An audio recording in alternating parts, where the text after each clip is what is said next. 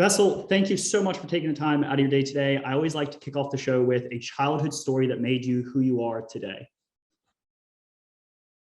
Oh, there's no childhood story. That's not how it goes in the world. Like, Okay. stories that, in retrospect, seem to fit together because we're meaning-making creatures. But by and large, the course that we take in our lives is determined by accidents and by haphazard encounters and meetings like that. We're completely unpredictable characters. Okay, got to dive into that a little bit more. So there's absolutely nothing in your childhood that inspired you to pursue the study that you do today? You know, you can rationalize it and say, oh, that must have been it.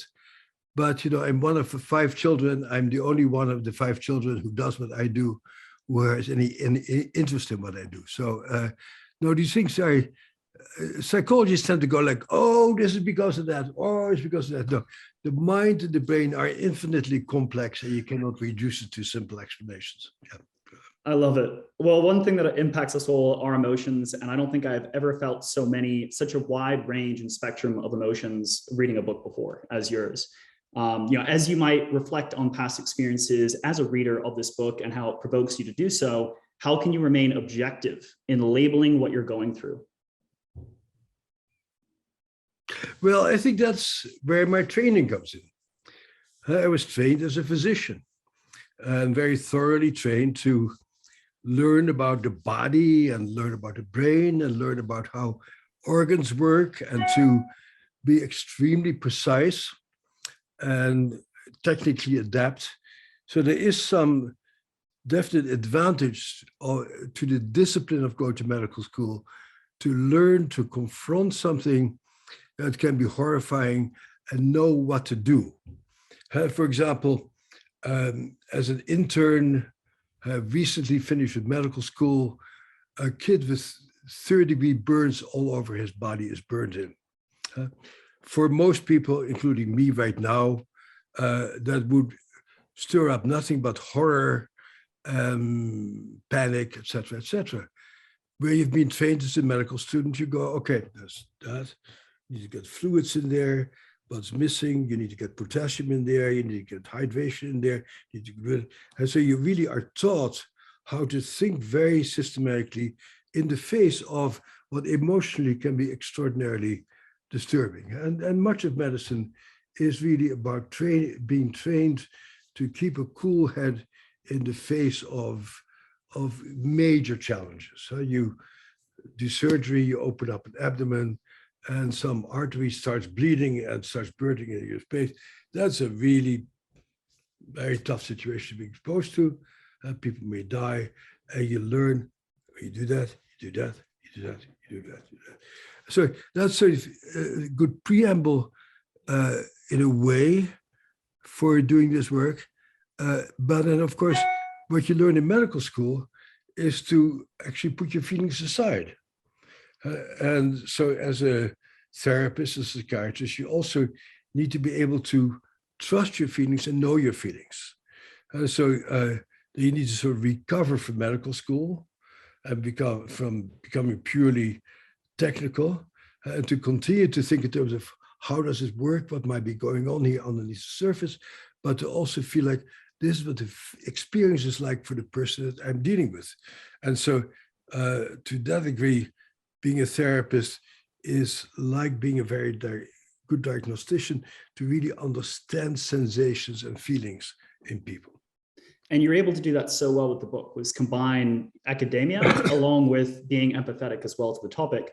What about for the reader of the book? How can a reader remain objective who isn't trained when reading this and diving into their own journey? I'm actually astonished by how many people have read this book and how many people I've met, despite the pandemic, who have brought bedraggled copies of that book along and with notes sticking out. And now yours looks pretty clean still. And people apologize like, I'm so sorry, Dr. Vellekoek, I really messed up your book. I said, wow, you must have worked very hard on that book. And then they ask people, did you really read this whole book from beginning to end? That's amazing, because it's a really, really hard book to read. It's a heart-rending book. It took me 40 years to write it, and one of the first reviews on Amazon was, "This is a disgusting book. I had to throw it as hard as I could into the fire so it could burn." And I thought, yeah, that seems like a very reasonable response. Because it's a really upsetting thing, and it could be very triggering for many people. And it takes an enormous amount of courage and dedication to actually plow through this book, because it's about very tough stuff. And of course, psychiatry itself and psychology itself also really have had a horrible time really facing up to the horrible things that people go through. And so this book really shows as it is. And you cannot write a book about trauma without writing about some pretty horrendous things that are disturbing. And in our society, and it may be all societies, people don't really want to face that much reality in one sitting. And so my faith in mankind has gone up since I've discovered how many people are able to read that book, because I don't expect that people are able to do it very easily. Yeah. So how do you think readers remain objective and actually make progress as opposed to, jumping to identify themselves as, XYZ? It's a very important central question. And that's that our natural tendencies is to gloss over things and say, it wasn't so bad. For example, it's the anniversary of the coup d'etat last year, where people tried to overthrow American democracy. And today, a year later, a lot of people say, it wasn't so bad. Yes, it was very, very bad. Yeah. So people like to gloss over things, and to not gloss over it takes a lot of courage. And it really confronts you with what makes this work possible for me. And that's to see the astonishing life force in my patients, who, despite having gone through things that, in the face of which I imagine can't even imagine going on with my life, still find their way out and try very hard to make things happen. And so a very important part of doing this work is not only confronting the horrible things that people do to each other, but also the profound life force that people have to survive and go on and form networks of mutual aid. Yeah. Quoting from the book regarding one of your patients, the trauma had lost its immediacy and became a story about something that happened a long time ago.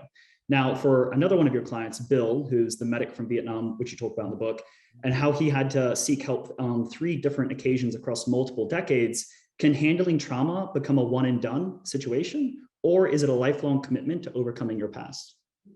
Well, I don't think you can make any rules about that. I think I love Bill's example because that's the joy of doing this work for a long time. We met each other when we were both in our early 30s, and we last communicated last week when we're in our middle 70s. And so, one story about Bill's interesting. He called me 18 years after the first time I met him, already a long time ago. And he said, Dr. Venneco, do you remember me? I said, yeah, I remember you. And do you remember that I first came to see you after my child was born? And I remember it very well. And he said, well, last week I had to sign up my son for the draft. And I went back to the recruitment station from which I was shipped to Vietnam myself. And all kinds of stuff came up. Can I come and see you again? So that after 18 years, his child, now being of the same age that he went to war, stirred up some stuff. And then another 10 years later, he developed a mysterious physical ailment that people never found a thing for. And he was ready to become an invalid, basically, to work out of a wheelchair. And by that time, I had learned about the body and working with yoga. And I worked with him. Now that your body is beginning to betray you, let's see how we can work with the body that's no longer functioning, and we had a whole other significant foray into working together, which ended up in his becoming a yoga instructor for returning Afghani refugees, even though he's an old, stiff, old white guy by that time. So it's actually very beautiful to see, to be in a position, a very privileged position on my part, to see people, sometimes as very young people, and see them over a 50, 60-year time period, and see how they evolve as human beings. It's a very moving experience, actually. Yeah. And it's great that he had access to you. With limiting access to resources due to wealth inequality, a large portion of the population, their only option is to pick up a book like this to really start their journey. You know, I'm not a psychologist, and you know, it might not have been your intention, but the average person reading this is not a psychologist, it's the average person, right? So who probably isn't a psychologist themselves. What do you recommend to that person to get the most out of the book? I don't recommend anything. I wrote this book. You know, when you ask what is it about me that made this possible, I've always had a very deep interest in science. At one point, I almost became a monk. I also have some mystical tendencies, and I'm a literary person. And so doing trauma really put together my scientific and my spiritual and my artistic interests together. And so I wrote a book that I thought best conveyed that. And, you know, it's interesting that my book has now been translated into 40 different languages. And thanks to Google Scholar, to Google Translate, you can actually see what people's reviews are in other countries. And it's fascinating how book is translated in Mongolian, and to see that people in Mongolia write, oh, this book is very important. It told me that I actually need to be nice to my wife.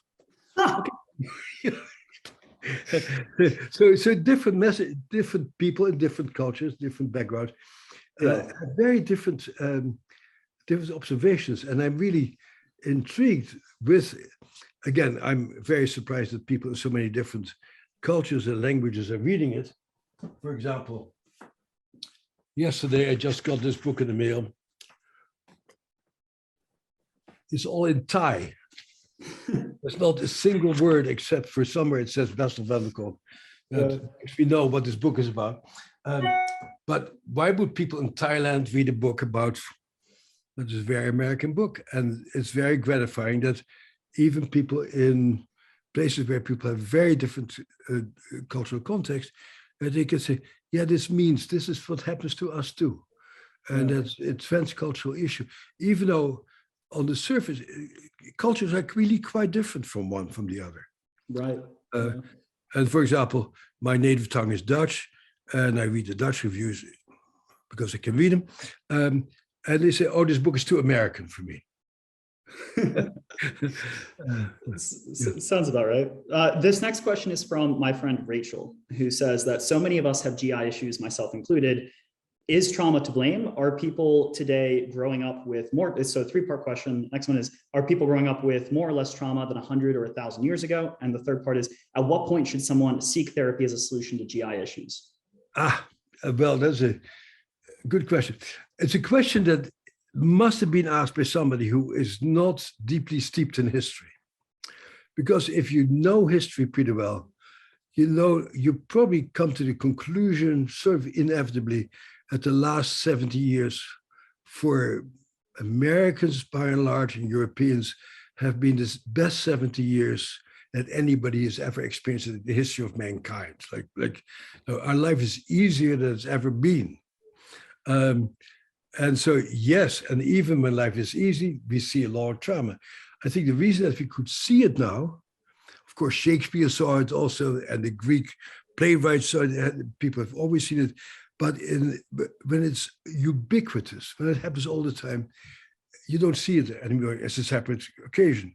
For example, I work fairly closely with a brilliant scientist in Russia, and when we talk about trauma, he says to me, oh, Bessel, we don't have any trauma in Russia. I go, oh, that's good to know. Actually, I've been to Russia and I know something about Russian history. I would definitely not say that Russia is not a trumpet, but he's too close to it to realize that all that stuff is still too close to home to be able to differentiate it from what you should, what would be a normal environment. Yeah. Yeah. Sure. Yeah. And the connection to GI issues. What is your opinion on whether GI it is issues. heavily connected? Yeah. So like gastrointestinal. Yeah, yeah. I know you talked about autoimmune diseases. Is that something as well that you see a correlation with trauma, or? Well, it is certainly one of the outcomes. I would be worried about for a person whose trauma gets primarily expressed in GI symptoms or body symptoms in general, because there's very few people who actually know how to deal with that. Most physicians certainly do not learn that. Most psychologists do not learn that, because psychologists learn it's all about yakking and talking. It's all in your head. And so finding somebody who can actually work with your body and working with your bodily sensations is something that it occurs. And people like Peter Levine and Pat Ogden, and many people like that, Hakomi, have actually pointed the way of that we might be able to go there. But for most people, finding somebody who can actually work with their body on that level would be quite challenging, actually. Yeah. And part of what the TRF is trying to do actually is to promote more training and more awareness of how critical it is for people to work with people's bodies and help the body to feel safe, which you do not do by talking alone. It has to do with touch, has to do with movement, has to do with working on your own bodily relationships. That's really a frontier of the work that we do. Gotcha. And next question here is, you say that drugs can't necessarily cure trauma, such as Xanax or Adderall. Drugs don't cure trauma, period. They only dampen experiences of disturbed physiologies. What is the safest and most effective way to encourage a loved one or friend over the short term and the long term to deal with their trauma through other ways than medication and heal, as opposed to just dampening their experience? Well, I actually did the first studies on Prozac and Zoloft ever done for PTSD. And so I studied that, and it turned out it wasn't bad, but it didn't really take care of things. Huh? And how do you help ourselves and people around us?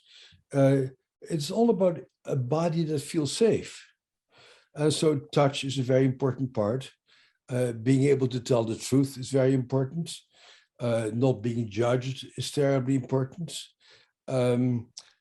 Having a guide who gives you the courage to actually go and confront your internal feelings.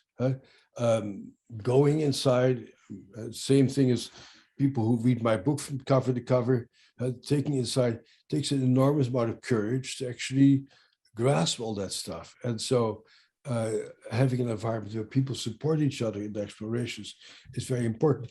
But it's also important to realize that being a traumatized person is not only hard on yourself, it's hard on the people around you.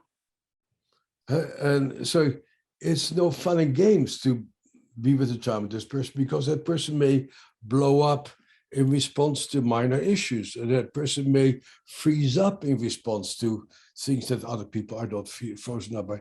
So it takes an enormous amount of compassion of people's families and friends to put up with everybody else, because so many of us are traumatized. So that causes a lot of potential frictions in relationships also.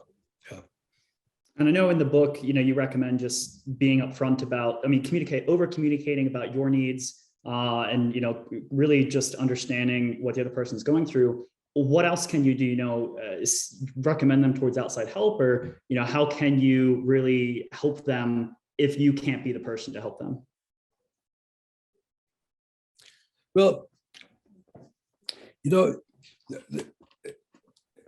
the social conditions under which we live is so different from one person to another that you cannot say, oh, you do that, you do that. So basically, I know many people who have had the most horrendous backgrounds in terms of trauma, who have found their way in the world. And it's always done by themselves,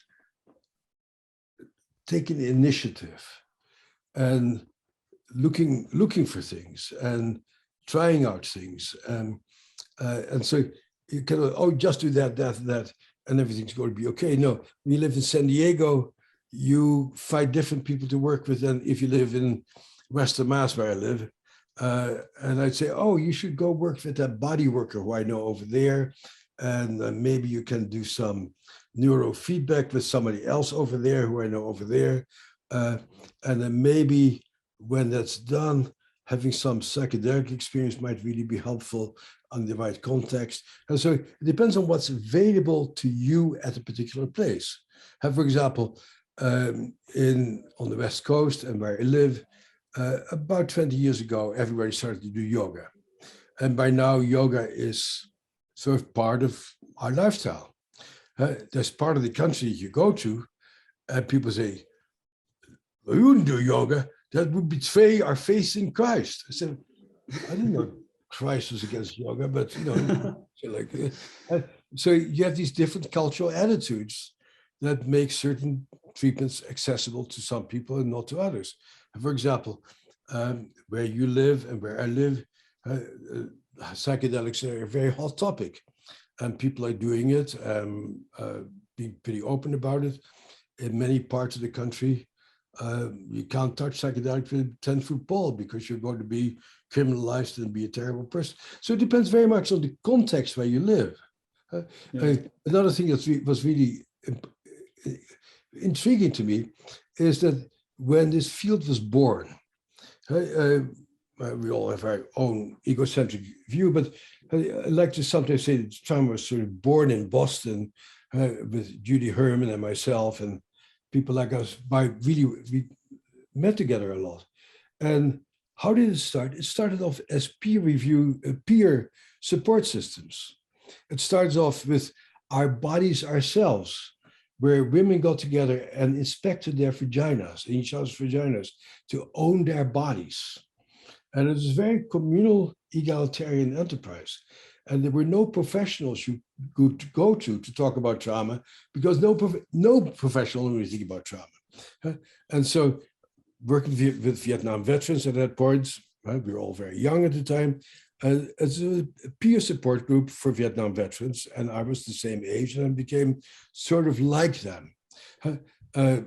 What I've seen is our field has become professionalized since that time, and that there is very little peer support going on, which I think is a very sad thing, because now we depend on an insurance company to approve of our seeing a person who probably doesn't know what they're doing in the first place.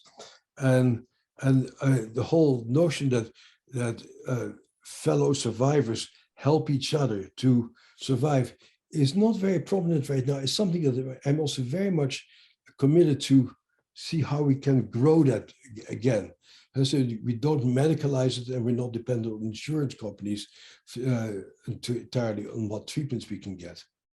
Instead, focusing on creating those communities and talking about the community. You talk about in one chapter a neighbor on your street watching their son bike down the street, and they're yelling at their son, and their son seems totally desensitized to being yelled at. As a bystander, and I know you said you wanted to lash out at this father for what he had done. As a bystander, at what point is it your responsibility to get involved in other people's complicated relationships to prevent further harm? Oh boy. I wish we could sort of skip that question. Okay, we can if you'd like. It's actually something that we should discuss with each other. Huh? Sure. What are our obligations? I'm putting a conference together for May, the 33rd annual conference. And one subject we'll talk about is what's our obligation politically? To what degree do we need to speak out about social injustice? And the fact that the treatments that I would like most of all, which would be long-term psychotherapy, neurofeedback, deep body work, maybe psychedelic therapies. None of these things get covered by insurance companies. And so if you happen to be well educated and you have some family money, you can probably get some very, very good treatments. But if you're a poor person and you haven't read the right books, you're going to get CBT, and people tell you that your thinking is wrong and you shouldn't think this way and you shouldn't feel that way, and you're just too screwed up to do this, and you should just become a different person. And that passes for therapy, and people have to pay for that. Yeah. Yeah. And you talk about the ever-changing nature of trauma, and you just mentioned a few of the ones that you're most excited about nowadays. In search of our own situation, or for example, hypnosis, which was big, 50 years ago and a popular one. Today, it seems like there's constantly new science about what works best, what's the most researched, what's the most well-researched. As a patient, how can I stay up to date easily with best practices and verify the help of a professional? Because not everyone is as up to date as you are. Well, that's important reason why I wrote that book, because I also know that what gets studied is what gets funded. So I had the misfortune of being a little ahead of my time. Don't be ahead of your time. You won't get any money for anything that is not. At the moment I started to talk about yoga, people said, "Oh my God, he's gone off the deep end." And the moment I started to talk about working with the body, said, "Oh my God, it's even deeper down the deep end." And then we studied EMDR, eye movement desensitization, and said, "That is crazy," as you couldn't get money for it. And so what people say is the best treatment is very much influenced by what those people have gotten money for to keep their laboratory going. That doesn't mean it's the best treatment. And for example, nobody has studied body-oriented psychotherapy yet. And so a lot of us really know about the importance of the body, but basically we don't know very much about the science of the body. We haven't done the scans, we haven't done the physiology, because there simply is no money about it. So basically, in order to find your way here, you need to case things out. It's very much like when you buy a car, you have to do your research and you read your consumer reports and what the mileage of the car is, and you have to find out what's right for you. And which is very hard, because when you're traumatized, you feel oftentimes like you're defective and not good enough, and that you're stupid and you don't know anything. So if you go and get a treatment that doesn't feel good to you, it feels, oh, that's because it doesn't feel good, because I'm too screwed up to enjoy it. And it's very hard to be able to say, no, this is not right for me. This is not helping me. And to objectively say, this is not what this person needs. So it's a very hard process to learn to find the right things for yourself. Yeah, it seems just that's very much why I wrote a book, to really, yeah. When people call me up, which I do a lot these days, from what's right for me, I say, did you read the book? And I ask, what did you underline? What in the book did you find that you thought, that's interesting, that might help me? And some people may read the EMDR chapter and say, wow, I'd like to do that. Other people read that chapter and say, that's crazy, I would never do a thing like that. Good, don't do it. But keep reading until you find something like that. Yeah, that sounds right to me. Yeah. So everyone just has such a unique experience. There isn't a blanket approach, at the end of the day. When the world seems so, bleak, and especially where you live in the world of trauma, at the beginning you talked about, because of the success of the book, it is making you regain faith in humanity. How do you stay so hopeful and optimistic for Team Human? I think that's probably more a temperamental issue. Anything. It's a very good, I ask that question myself sometimes, how come we stay optimistic? And we do stay optimistic because, we see children emerge out of being helpless little creatures into being able to assert themselves and know themselves. We see people who put themselves down, who injure themselves, who become self-hurting, who can learn to stand up for themselves and say, and have goals in their lives and do useful things for themselves. That human beings are capable of having a deep sense of purpose and commitment and of caring. And that's part of who we are. We also happen to be creatures who can be unspeakably horrible and mean to each other. And we should never forget that the same things happen to everybody. That we like to divide the world into perpetrators and victims, but it's not as clean as that. And many people have been hurt, do very hurtful things to other people also. And people have been hurt can sometimes be extremely generous to each other. Yeah. How did you take such an academic topic and 40 years of writing it and turn it into something that was approachable by the average person? How did, well, that's my, that's who I am. Like, some of the best writers of the English language are people who English was not their native tongue, and so you learn something and you learn to communicate about it. That's just part of your unique experience, sounds like.